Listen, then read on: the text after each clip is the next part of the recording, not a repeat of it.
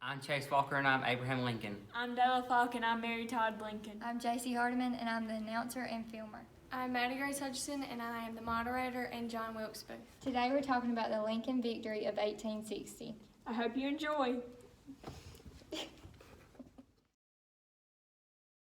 following candidates participated in the 1860 election: Abraham Lincoln, Republican;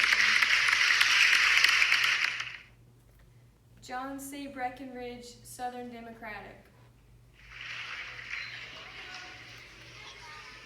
John Bell, Constitutional Union; Stephen A. Douglas, Democratic;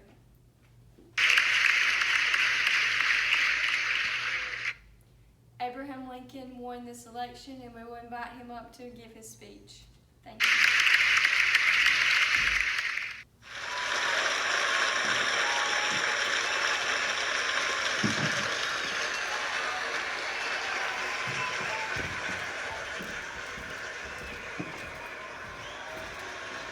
Thank you. Thank you for electing me as your 16th United States President. I look forward to serving you for the next 4 years. I promise to lead our country in a great direction. Now, will you please join me in welcoming the next First Lady of the United States? Thank you for all of your support. I'm pleased to be the First Lady.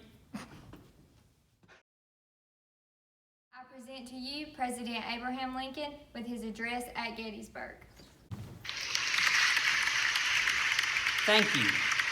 407 years ago, our fathers brought forth on this continent a new nation conceived in liberty and dedicated to the proposition that all men are created equal. Now we are engaged in a great civil war, testing whether that nation or any nation so conceived and so dedicated can long endure. We are met on a great battlefield of that war. We have come to dedicate a portion of that field as a final resting place for those who here gave their lives that that nation might live. It is altogether fitting and proper that we should do this. But in a larger sense, we cannot dedicate, we cannot consecrate, we cannot hallow this ground. The brave men, living and dead, who struggled here have consecrated it, far above our poor power to add or detract. The world will little note, not long remember that what we say here, but it can never forget what they did here. It is for us the living rather to be dedicated here to the unfinished work which they who fought here have thus far so nobly advanced. It is rather for us to be here dedicated to the great task remaining before us, that from these honored dead we take increased devotion to that cause for which they gave the last full measure of devotion, that we here highly resolve that those dead shall not have died in vain, that this nation under God shall have a new birth of freedom, and that government of the people, by the people, for the people, shall not perish from the earth.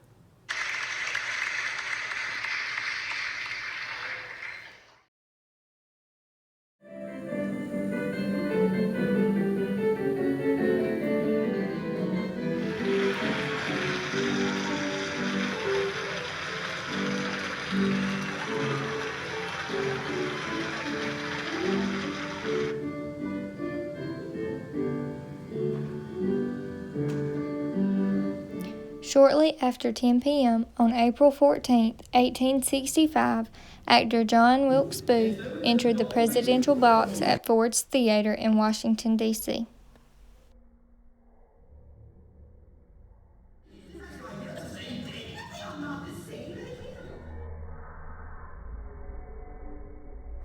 John Wilkes Booth fatally shot President Abraham Lincoln, and Lincoln slumped forward in his seat.